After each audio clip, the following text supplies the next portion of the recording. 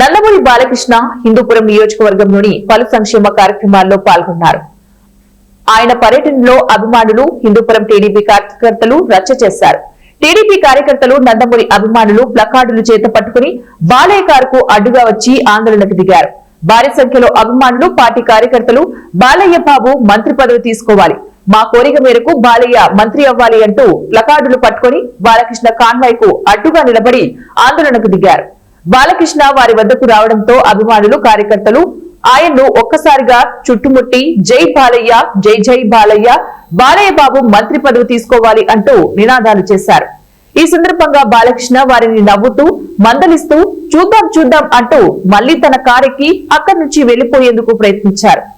కానీ అభిమానులు, పార్టీ కార్యకర్తలు కారుకు అడ్డంగా ప్లకార్డులు పట్టుకుని నిలబడ్డారు.